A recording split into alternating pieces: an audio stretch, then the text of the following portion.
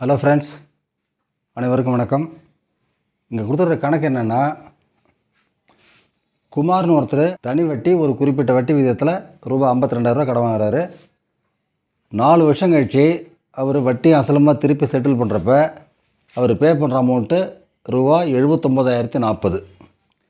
இதில் கேள்வி என்னென்னா, அவர் என்ன வட்டி விகிதத்துக்கு வாங்கினார், அந்த ரேட் ஆஃப் இன்ட்ரெஸ்ட் என்ன, அதுதான்.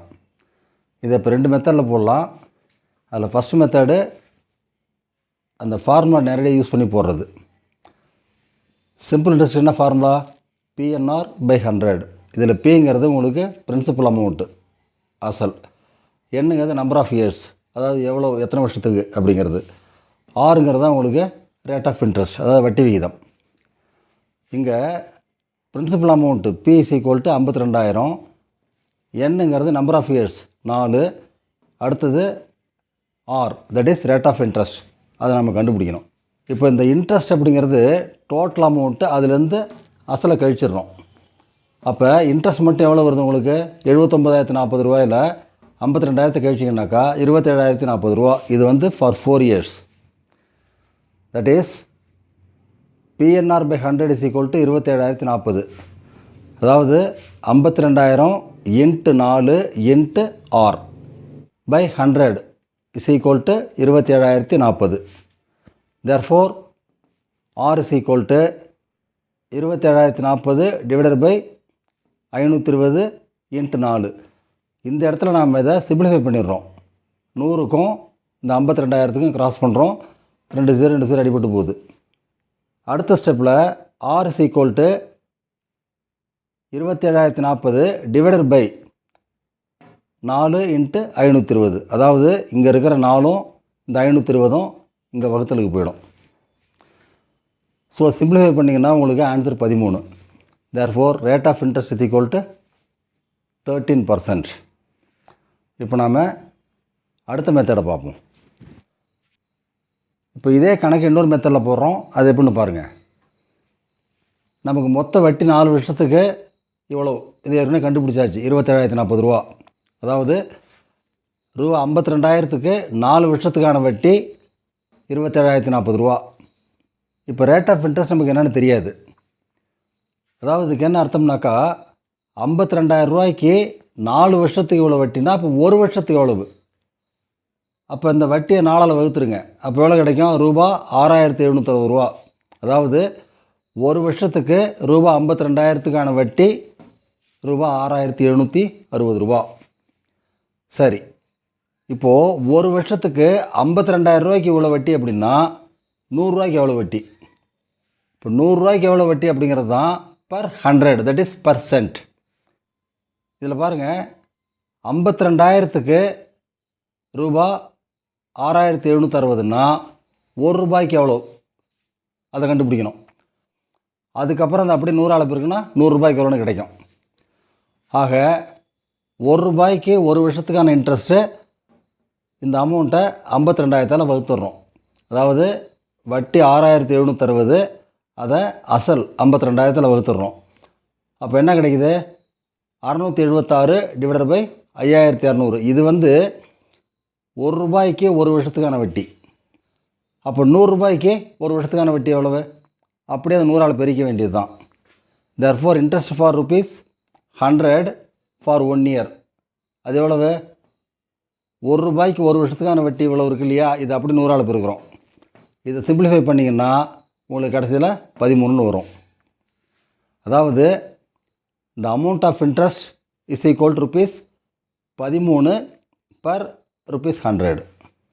அதாவது வட்டி அப்படிங்கிறது இங்கே ரூபாய் 13 per 100. அந்த per 100ங்கிறது தான் நாம் %ங்கிறோம். அதுதான் நாம் குறியீட்டு முறையில் இப்படி போடுறோம். That is rate of interest is equal to 13 per 100, that is 13%. இதே போல் அடுத்த கணக்கு எப்படி போகிறதுன்னு பார்ப்போம். இப்போ அடுத்த கணக்கு பாருங்கள். இந்த கணக்கில் என்ன கொடுத்துருக்காங்கன்னா, ஒரு டவுனில் இனிஷியலாக இருக்கிற பாப்புலேஷன் 20,000. அடுத்த 1 வருஷத்தில் அந்த பாப்புலேஷன் 25,000 அதிகரிக்குது.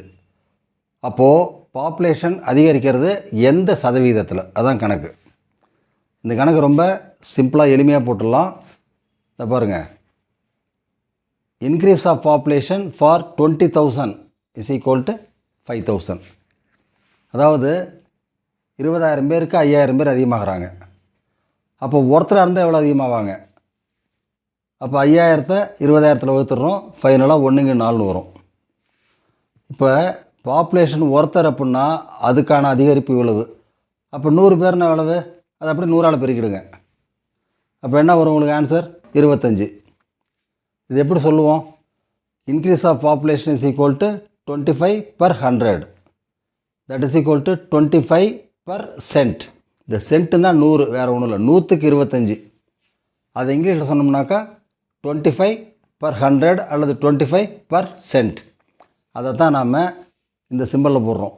ஸோ அந்த மக்கள் தொகை எந்த விகிதத்தில் அதிகரிக்குதுன்னா 100க்கு 25 அப்படிங்கிற விகிதத்தில் அதிகரிக்குது. அதை தான் நாம் 25% அப்படிம்போம். இப்போது அடுத்த கணக்கு பார்ப்போம். இப்போ இந்த கணக்கு பாருங்கள். இதில் 3 candidates A, B and C, இவங்க 3 பேரும் ஒரு எலெக்ஷனில் போட்டி போடுறாங்க. அதில் ஏக்கான ஓட்டு 153, நபர் பிக்கான ஓட்டு 245, நபர் சிக்கான ஓட்டு 102. இதுதான் ஸ்டேட்மெண்ட்டு. இதில் என்ன கேள்வி கேட்டிருக்காங்கன்னா, what is the percentage of votes got by the winner? அதாவது ஜெயிச்சவங்களுக்கு கிடைச்ச ஓட்டோட பர்சன்டேஜ் என்ன? இந்த கணக்கை ரொம்ப எளிமையாக போட்டுடலாம். இந்த பாருங்கள், டோட்டல் ஓட்டு எவ்வளவு? இது எல்லாத்தையும் கூட்டுங்க, 500 ஓட்டு. இதில் எது அதிகப்படியான ஓட்டுன்னு பாருங்கள், 245 ஓட்டு. ஸோ இந்த 245 ஓட்டு வாங்கினவர் தான் ஜெயிக்கிறார். தட் இஸ் நபர் பி. இப்போது அவர் எவ்வளோக்கு எவ்வளோ ஓட்டு வாங்குறாரு அப்படின்னா 500க்கு 245 வாங்குறாரு. அதுதான் the number of votes got by the winner is equal to 245. That is the number of votes got by the winner out of a total number of 500 votes is equal to 245. அதாவது 500 ஓட்டில் அவருக்கு கிடைக்கிற ஓட்டு 245. அப்போது total number of votes suppose 100 இருந்தால் அவருக்கு எவ்வளோ கிடச்சிருக்கும்? அதான் இந்த கேள்வியோட அர்த்தம்.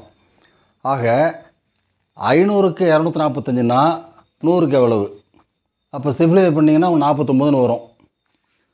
அதாவது the winner got 49% of the total number of votes. ஆக இந்த கணக்கை பொறுத்த வரைக்கும் ஜெயிச்ச நபர் பி, அவருக்கு கிடைச்ச ஓட்டு 245. இது மொத்த ஓட்டில் எத்தனை சதவீதம்? மொத்த ஓட்டு இங்கே 500. ஸோ 500க்கு 245 அப்படின்னா 100க்கு எவ்வளவு? அதுதான் இந்த சிம்பிளிஃபிகேஷன். ஸோ இதோட ஆன்சர் 49. ஆக வின்னருக்கு கிடைச்ச ஓட்டு சதவீதம் அப்படிங்கிறது 49. இதுதான் இதுக்கான ஆன்சர். அடுத்தடுத்த எபிசோடில் இதே போல் மற்ற கணக்குகளை பார்ப்போம். கவனித்தமைக்கு மிக்க நன்றி. அனைவருக்கும் வணக்கம். உங்கள் கருத்துக்களை கமெண்ட் மூலம் சொல்லுங்கள். உங்கள் விருப்பத்தை லைக் மூலம் சொல்லுங்கள். மற்றவர்களின் நன்மைக்காக ஷேர் செய்யுங்கள். எங்களை ஊக்கப்படுத்த சப்ஸ்கிரைப் செய்யுங்கள். அனைவருக்கும் நன்றி.